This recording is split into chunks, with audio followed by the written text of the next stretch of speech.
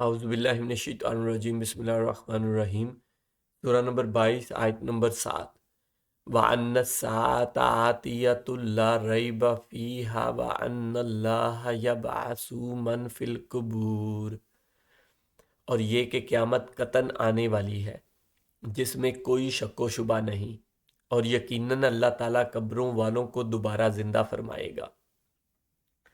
ہمارا قیامت کا ٹاپک چل رہا ہے، اور قیامت کے ٹاپک میں ابھی یہ جو سب ٹاپک میں نے آج سے اس ویڈیو سے جو سٹارٹ کیا ہے وہ یہ ہے کہ ہم نے اس سے پہلے جو سب ٹاپک وہ دیکھا تھا کہ دنیا میں ہی اللہ پاک جو قیامت کے دن ہمیں سزا اور جزا ملنی ہے یا سزا خاص کر کے وہ اسی دنیا میں اس کی تھوڑی بہت جھلک دکھا دی جاتی ہے۔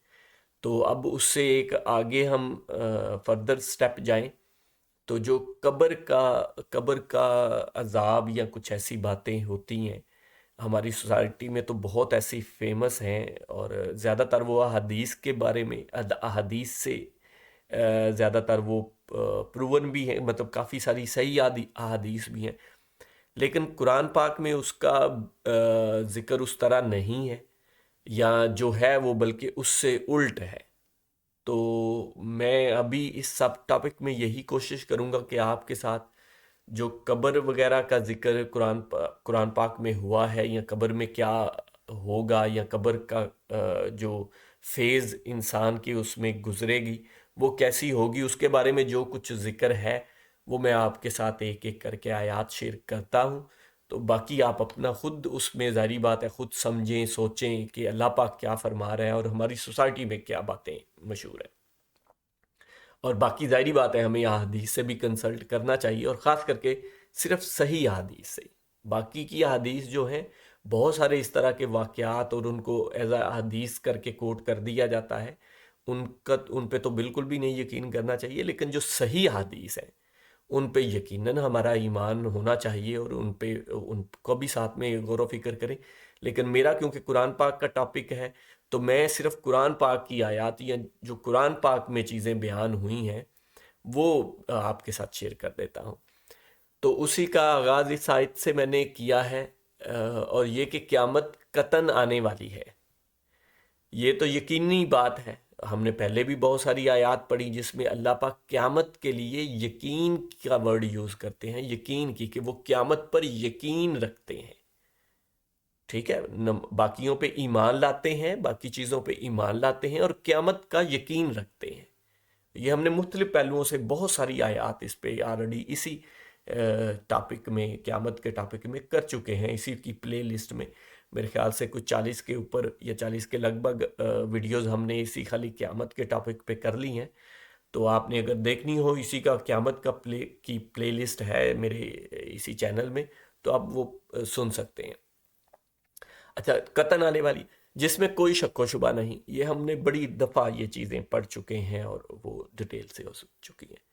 اگلی چیز، اور یقیناً اللہ تعالیٰ قبروں والوں کو دوبارہ زندہ کرے گا۔ قبروں والے زندہ نہیں ہیں، یہ صرف آیت میں نے اس لیے کی ہے کہ وہ دوبارہ زندہ ہوں گے۔ کب؟ جس کا ذکر ہو رہا ہے قیامت والے دن، تو وہ تب زندہ ہوں گے۔ ابھی وہ کیا ہیں؟ ایک مردہ حالت میں پڑے ہوئے ہیں، یا مطلب وہاں ہیں ہی نہیں ہیں۔ اکثر قبریں ہوتی ہیں تو وہ خالی ہڈیاں وغیرہ ہی رہی ہوتی ہیں، لیکن ان کی ارواح جو ہیں وہ کہیں نہ کہیں پہ پڑی ہوئی ہیں، یا کہیں نہ کہیں وہ عالم ارواح میں، ہم قرآن پاک میں ہی وہ جانتے ہیں کہ ان کا ذکر آ گیا ہے کہ وہ عالم ارواح میں ہوتی ہیں، لٹا دی جاتی ہیں وہاں پہ۔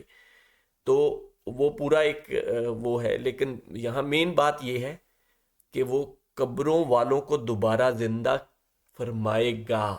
اگر کوئی قبروں میں بھی ہے، یا مطلب یہاں ایک استعارہ کے لیے یوز کیا جا رہا ہے کہ جو فوت ہو چکے ہیں یا جو مر چکے ہیں، ہمارے لیے تو وہ قبروں میں ہی ہے نا۔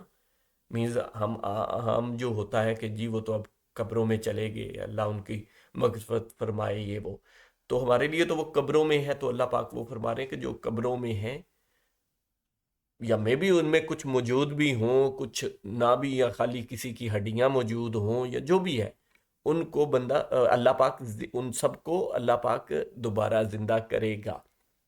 اور اس کے لیے اللہ پاک نے اس کا بہت جگہوں پہ ذکر آ گیا ہے. اسی آیت کا اگر آپ کنٹیکس بھی پڑھیں نا تو اس سے ایک آیت چھوڑ کے اس سے پچھلی جو آیت ہے، مینز اس سے 2 آیت پہلے والی آیت جو ہے، تو وہ ایگزیکٹلی بڑی فیمس والی وہ آیت ہے. اس کو پڑھیں، جس میں اللہ پاک نے ڈیٹیل سے انسان کی تخلیق کے مراحل بتا دیے ہیں. مینز جو ماں کے پیٹ میں بچہ پیدا ہوتا ہے، اور جو کہ ایک سائنٹیفک میریکل ہے، جو کہ معجزہ ہے کہ اس ٹائم کے دور میں اس طرح، مطلب یہ اللہ کے علاوہ، اس جہان کے کریٹر کے علاوہ کوئی انسان تو نہیں کر سکتا تھا. اس ٹائم تو اتنا نالج ہی نہیں تھا، نہ کوئی ایکس رے تھے. تو کیسے وہ مراحل بیان کیے ہیں کہ پہلے پانی سے پھر لوتھڑا بنتا ہے خون کا، پھر اس پہ گوشت، پھر ہڈیاں بنتی ہیں، پھر اس پہ گوشت چڑھنا سٹارٹ ہوتا ہے. تو یہ پورے مراحل بیان کیے ہیں جو کہ ایگزیکٹلی آج کی سائنس نے پروو کیے ہیں کہ ایسا ہی ہوتا ہے. اور وہ یہ ایک one of the Quranic miracle consider ہوتا ہے. تو وہ بھی آپ پڑھ سکتے ہیں، اور اس سے اگلی بھی آیات کنٹیکس پڑھیں تو وہ باقاعدہ ذکر ہو رہا ہے. اور اللہ پاک یہ نشانیاں اس طرح کی باتیں کر کے دیتا ہے کہ ہم نے پہلے بھی تو تمہیں بنایا تھا، تو اسی طرح تمہاری ہڈیوں پہ دوبارہ گوشت چڑھائیں گے، ایک ایک پورا پورا تمہارا درست کریں گے. یہ جہاں پورے پورے کا یا فنگر پرنٹس کا ذکر آیا ہے، وہ بھی ایک بہت بڑی بات ہے. تو یہ ساری انسان کو دوبارہ اللہ پاک زندہ کرے گا، بنائے گا، اسی کا ذکر آ رہا ہے. اور مزید اگلی آیات میں انشاءاللہ ہم مزید اس کے اور بھی بہت سارے پہلوؤں سے دیکھیں گے، بڑی واضح باتیں ہم دیکھیں گے. یہ آیات میں شیئر کرتا ہوں کہ تاکہ آپ اس کو خود پڑھیں، غور و فکر کریں، خاص کر کے اردو میں پڑھیں، ترجمہ پڑھیں، عربی یقیناً ضرور پڑھیں، اور اس کے ساتھ ترجمے کو پہ غور و فکر کریں تاکہ ہم سمجھیں کہ اللہ پاک ہمیں کیا فرماتا ہے. جزاک اللہ خیر.